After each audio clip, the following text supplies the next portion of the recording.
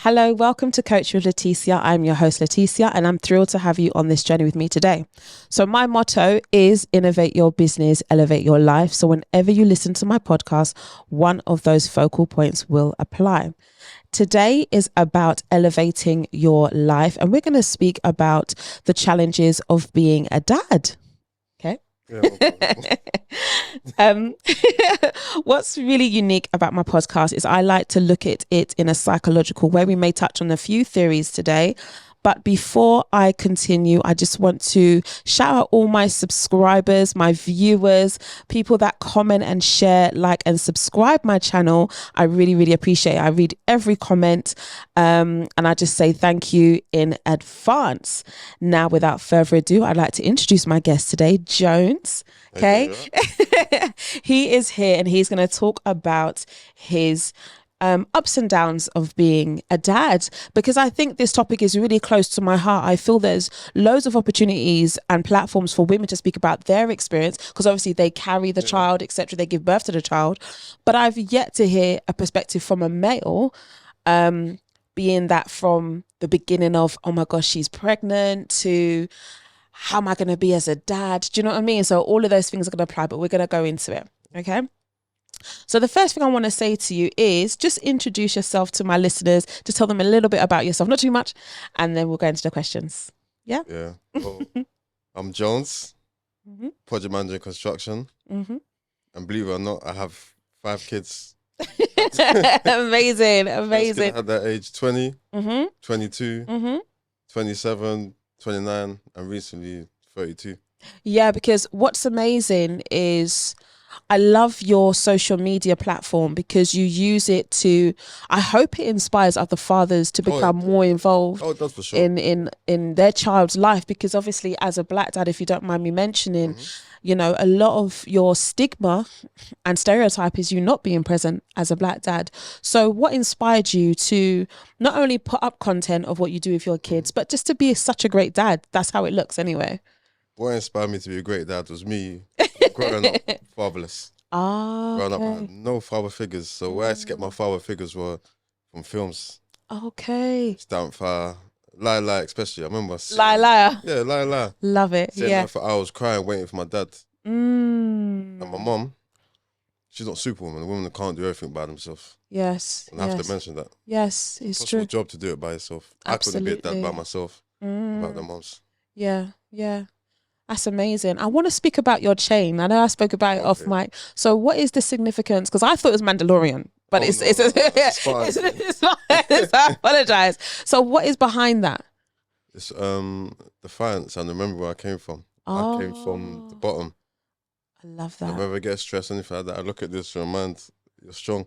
I love that. Yeah. Is that the kind of principles you install in your kids as well? Oh yeah, absolutely. I said before, I grew up fatherless, so I knew I need to be a role model for my children. But why I do it on the socials is to help inspire other dads, inspire other mums, give it insight what it's like to actually have a dad around, because many people don't experience it. You're right. Yeah. You're right. But also I feel that looking at your life with your kids is so nice to see. But do you have like down times as well? Like, oh, these kids get on my nerves. Do you know what I mean? Naturally. I've always enjoyed it. When people say dad, I always smile. When I walk in and see my kids light up. Lovely. That's my heaven on earth for me. My daughter now, she's 12. She's getting older now. Yes. She's my height. She's challenging. Yeah. Everyone's kicking in. Yes. And I've realised I have to change with her. Yes. I can't and say adapt. something in my ways, which I grew up. My mum wasn't really loving, no emotions. Yes. So I tried to make sure I'm as loving to install emotional stability in them. I love that. So, okay, so how has being a father changed your perspective on life overall? Oh, being a father is the hardest job in the world, most responsibility, but it gives you great purpose. That's what I love about it the most. Of course it's powerful. Responsibility to bring up 5 young minds, which I'm enjoying it. So I knew what I never got, so I'm trying to do the best to give them what they need. I used to be a ladies' man back in the day, when on my younger days, and I always could spot someone that grew up fatherless. Wow. Because it's more easy to navigate emotionally. They get overwhelmed. by things, little tiny things. Yeah. My daughters, when they're older, it's not going to be easy work for someone. It's true. It's true. We're going to have, go on. Because you set the standard, right? Yeah, with your daughters. I set the standards, but I also set the standard for them how to treat someone else. It's give and take in both ways, and a lot of people don't get taught up with morals. Example, young girls now see they go out dressed anyhow. There's no dad at the home to say, "Hey, where are you going?" My daughter, really, she's been trying to. Is that the 12-year-old? Yeah. Yeah. Okay. Try to come with the belly tops. I've had conversations with her. 'Cause I'm open with her. Yes. Yes. I make her feel not too friendly at times. I'm still your dad. Yeah. But you can always come and talk to me. I'm a protector, guidance. Need a hug, I'll give you a hug. I love you, Alyssa. A lot of people don't even know how to say, I love you to your children. It's true. It's true. So I'm actually picturing a scene from Bad Boys. Yep. Have you seen Bad Boys? Yeah, and he comes to the door for the date. Do you remember that scene? Yeah. Is that the kind of dad you're going to be like when your daughter gets to that age where he's going to come at the door? As I said, I'm schooling her now about talk about boys sometimes and make her understand at this age, what do you think you're going to get? It's true. What is a young man going to bring to you that daddy can't do for you? It's true, yeah. You want affirmation? I give you that. Things, experiences, holidays. So it helps her shape her. I make sure I look after her emotions and make sure daddy's there to love you. You're upset with daddy now, but you still have to come to apologize to me when you're in the wrong. Yes, yes. Because many women nowadays... It's true. No, you're right. I have to make sure my daughter knows how to listen. Not always. She can have her own wisdom also to correct me, which she does sometimes. She corrects me with thing and I apologize to her. Yes. But that's the most important thing she understands. And not when she gets 17 or 18, how do I do? What do I do? How do I handle it? Do I just follow my friend's advice, etc., etc.? No, I love that because it sounds so holistic and so just natural for you. Do you know what I mean? Oh, yeah. So before you became the dad, I want to feel your emotions. It's like, you said you was a dad at what age? You say 20? Yeah. So you've just come out of your teenage years. This is, your first child. Tell me how you felt. Well, the lifestyle that I was coming from, I was still a boy. No one really taught me how to be a man. My inspiration was from films or the elders around me. Yes, yes. It was only when I came maybe 25, 26. Because I've always been a good dad. But the discipline and the little things like that, I skipped. Because I didn't get it when I was younger. And my mum used to do it quite tough. So I maybe overcompensated a little bit when I was a younger dad. Now, I'm there, but there's always, as I said, you have to grow with your children. Yes. If you ask me as a dad, to all my children, they say I'm different with each of them. Because I say to them, you're different individuals. I have to treat your sister like this because she's like this, and I explain it to them. So they know, I understand my children are all different, not the same. I love that. Yeah. I love that because I think that's one thing that people as parents, because I'm a parent as well, that don't appreciate. Like my kids are so different. My daughter, who's 14, going to be 15 soon, she is like a delicate flower. She's so sensitive. My son, even though he's only he's going to be 2 soon, he is a man. Yeah. And he walks and talks like, when he comes home from nursery, he don't want to talk to you. He wants to sit down, watch his shows, have his dinner and go to and literally when I say, baby, it's bedtime, he goes upstairs and he goes to bed. And it's like, they're so different, but some parents, they just treat their kids with one. But does their dad live? I don't know. We'll talk about that afterwards. I was just getting now. It's just me at the moment. But the dad was involved for the youngest child for a period of time, but he still is involved for the youngest child. My son's 2 as well. Oh, is it? But every day when I go through the door, as soon as I open it, Dad! That's nice. Play fight. Yeah. Read books, go outside, play football. But you can see the two men, how they will start, between my son and your son. Yes. How they will start to shape them as men in both different ways. Yes. Dante loves his mum, but the mum can't do and make him feel how I do. Absolutely. Hey, Daddy, look at this. Look. It's so true. It's so true. Because when he wants to run up and down, because as you know, girls and boys are so different. Completely. Like my boy wants to run. Yeah. Even if, you know, it's like what soft play? Mash up. I'm doing things and I'm just like, Lord, have to squeeze through these holes, and because he just wants to run. Yeah, so a regular soft play has to happen, and it's like I had to think about and pray. Like, do you know what? I can't always say don't do that, because I'm taking away almost his masculinity and his testosterone. Because as you know, with a boy, I could be sitting there watching TV. Next thing you know, my son is flying from across the room and he's on my head, literally. And then you have to just go with it, and then you start getting punched. I encourage it. You can climb on top of the cupboards. On top of the fridge. I don't want to install no fear from him. Yeah, exactly. We'll do that for him when he goes out there. Exactly. What I like to do is install, you're strong, you're safe. If you get hurt, get back up. Yeah, that's why I need a dad there. It's true. Not just a dad there, a strong presence, a leader. Definitely. You can be a dad there present, but you're not really present. And he's not, present or in tune or, it's true. All right, we ain't going to get deep. Yeah. Okay, so what's been the most surprising thing about fatherhood so far? The overwhelming feeling and purpose that it gives me. No work, no money, no any of my own passions. It's the glory that I get from it. Yeah. It's a blessing to be in a position to be able to do it. That's why I don't understand.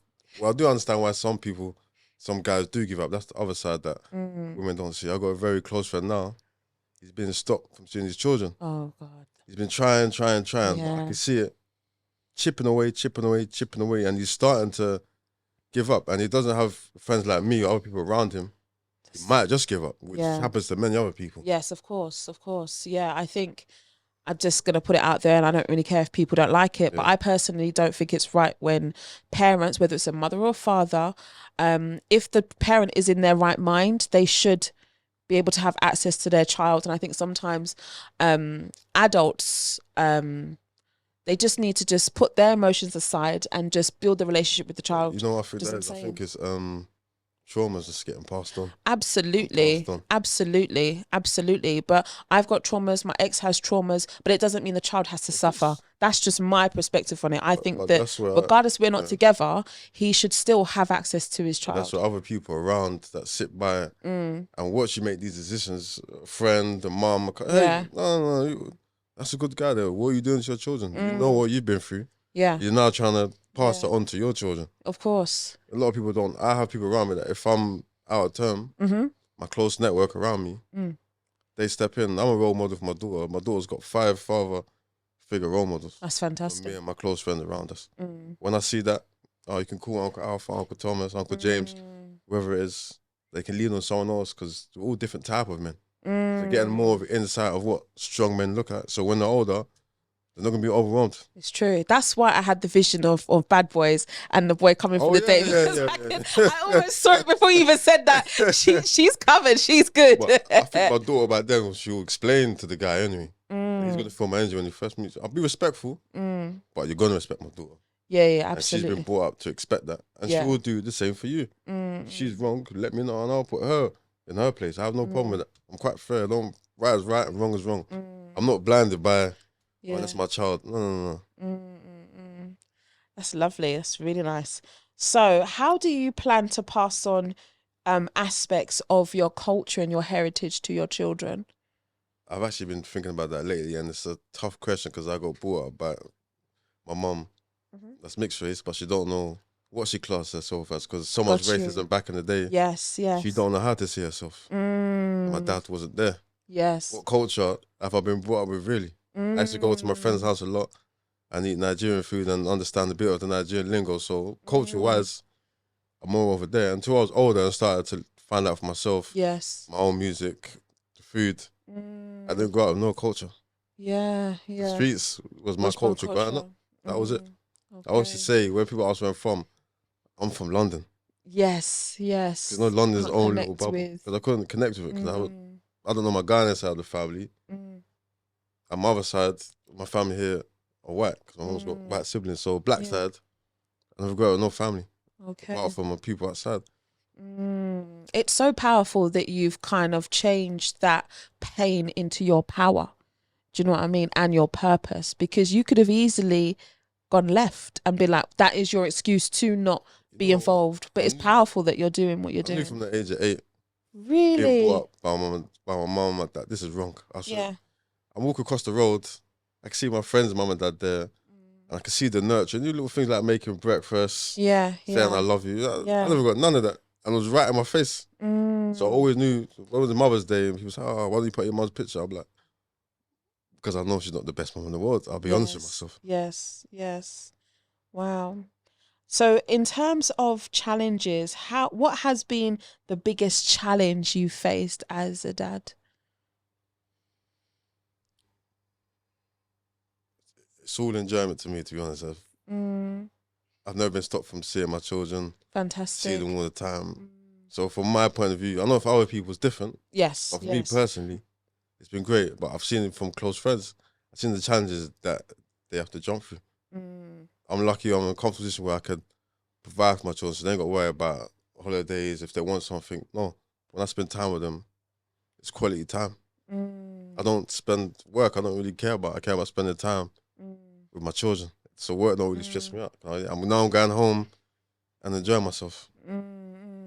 Do you or your children have, first of all, do you know what love languages are? Yeah. Okay, so do you kind of meet the love languages of your children, knowing they're all quite varied? They're all different. My oldest one, she likes affirmation and she likes material things. Second oldest, she likes attention. And the focus, she likes the floor. She don't like too much attention, but if you're there in the crowd, she don't want you to shout. She just smiles, daddy's there. She's comfortable. Olympia, she likes the spotlight. That's my first one. She's actually the most social, and she's got a very, very clean heart. You can see it from young. And my youngest boy, he's just like a wild caveman. So is that the 2-year-old? Yeah. I read a lot of books. I watch a lot of shows to always try and better myself. I always make sure I understand the 5 different people with different needs and different different needs of attention. Yeah. When I'm playing with my second one, my first one could be watching, and vice versa. So I've been getting it right. That's why I do a lot of I do all of them. I do one-on-one holidays every year. We'll do a group one, but I take them away one each. Oh, really? Yeah. So they need their own quality time. Having 5 kids, you can't give time to each one. It's true. It's not as easy as that. It's true. That's why I always give dedicated time. Cool. Me and you're gonna go out for an hour, go eat. Wow, that's powerful.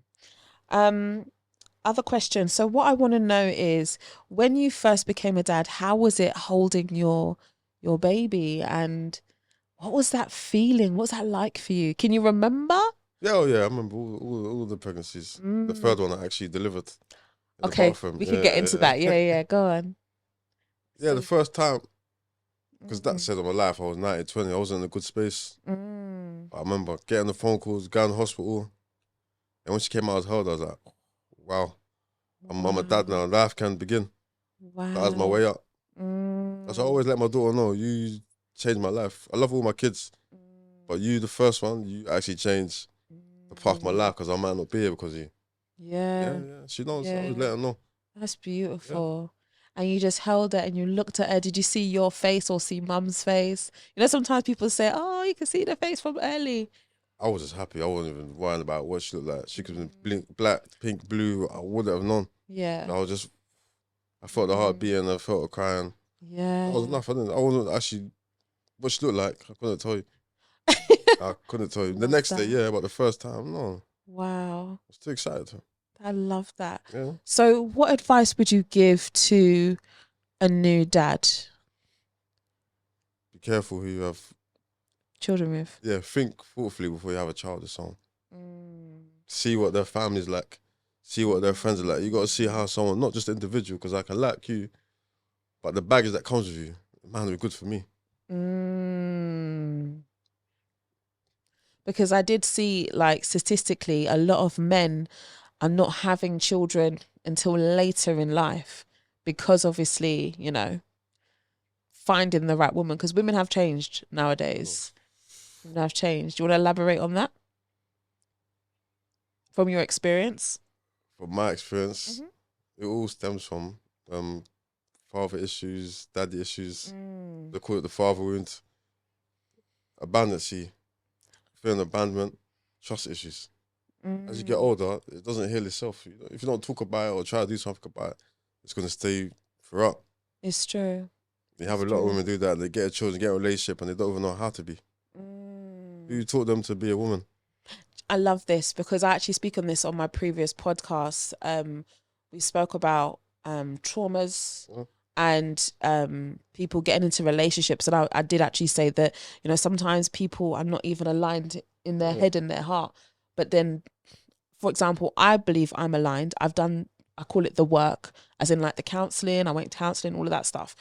So when I've got into a relationship, it's a case of, have they done the work? They can damage my alignment. Do you see what I'm saying? So it's either I stay there or I just break it off. Do you know what I mean? Because trust me, my mental health means a lot to me. So I'm saying, I love peace. I'm a woman of peace, and trust me, don't give me peace, I'll break it off, you know. Anyway, so what I wanted to ask you is, how do you stay grounded and take care of your own mental health for your kids and for you? Is there anything that you do? Appreciate and enjoy life. Be grateful for the blessings you've been given. If you stick with that, you'll be fine. And having the right people around you. So if you are going through something, my network around me, we're all there for each other. And a lot of people don't have that. You can't do it by yourself. No chance. There can be times where I'm like, I need to be told, no. Everyone needs that. No one's correct 100% of the time. It's true. And if you don't have no one in life that will, hey, you're going to have problems. It's true. So do you have like an outlet or anything? Do you like to go out to eat? Do you go gym? What do you like to do as an outlet? Like a stress relief? One of my best friends, every couple of weeks we sit down, we go over a few drinks, we talk for 4 or 5 hours about being dads, what we're grateful for in life. Really? Yeah, of course. So is that just you and your friend, or is that like a community that you connected to? No, I've known since nursery. Wow. People that, my friends close network, I've known them, a few of them from nursery. So we've got that brotherhood from young, and we've grown as men. So when I'm the one that's known for being a dad, so when they need to lean on about dad advice, whatever, they come and talk to me. Yeah. I love that. Have you ever thought about setting up your own Black Dads network of some kind? Just giving men a platform to speak. Yeah, but I won't just say black dads, because I think it affects all. I agree. White people, Asian people, it's the same thing. Yeah. Same issue. The only reason, just so that people don't get me in trouble, I say black dads is because of their stigma and the fact that they're mainly absent. So that's the only reason why I said stigma that. All the time. People say, like my children, well done. Yeah. Black people, old school black people. Yeah. But to me, it should be normal. It should be normal. What I'm doing, it should be just classes. You're doing a good job. That's normal. It, not wow. Yeah. I hear that. I hear that, because even like when you're out with your children, even if obviously when my kids are out with their dad, I'm pretty sure people are like, oh, he's such a good man, he's out with his dad. But it's like, you should be out with your dad. Me, I'm like, he's having daddy time. What's the problem? Do you know what I mean? Yeah, it's just weird. So one of your children is an author. Yes. Oh, yes. Yeah? Can we speak about that a little bit? Yeah. So what inspired her? I've got her books here. We're going to touch on it in a minute. What happened? How did that conversation even go? And how did she get to manifest her idea? Well, from when she was 4 or 5, when I used to tell them bedtime stories and that, I used to not read books. I used to make them up as we go and let them throw parts of the story in at the same time. So we're doing it. And after a few times, she started taking the lead of the stories. I was listening to think, okay. Wow.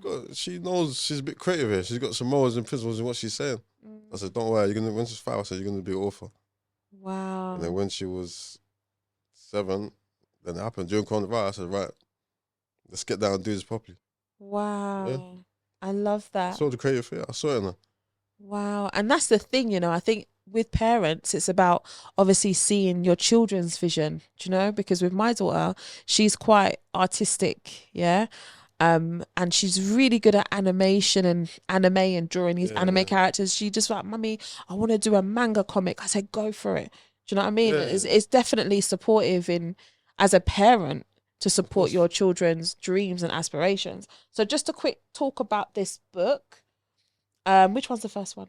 First one is this one. Won't go to sleep. So, India won't go to sleep. So who is India? India's my daughter. Lovely. Yeah. So is this a true story or? It's fantasy, creativity. Oh, I love it. Kids that don't want to go to sleep. Okay. All right. So this book is available where to purchase? It's on via Amazon. Just Google India Won't Go to Sleep, or you can catch it on the website. Oh, okay, perfect. So just send me the website details and I'll put it in the description. And then we have this one here. The new one. Yeah. What's this one about? I love your proud dad face. Yeah, because I'm in this one. Okay. Yeah. So tell us about this one a little bit. This one's about a young girl. She tells her dad there's a moon cheese in the space. Yeah. And he doesn't believe her. She's like, okay. So she takes a little brother, goes into space and brings it back. Is it? Yeah, yeah. Oh, I love that. See, this is what's beautiful about these books, because my friend of mine, she's also has got a children's book as well. And then obviously I had a guest on here. He also had a children's book. I love the fact of representation of children's books nowadays. I love it. I think it's so good. And I'll definitely be sending that to my people. She came up with in that one. Which one? And this one? This one. What, the first? This one? No, back. Go back. Oh, a dedication. Yeah. Can I read it out? Is that okay? She's done it of her own back. So this is India, and she's currently how old? 10. She's 10 now, okay? But her first book she did when she was 7. Yep. Lovely. So her dedication: thank you to my father who believed in me, gave me the guidance and confidence to start writing and letting the world hear my stories. Okay, I'm holding back the tears.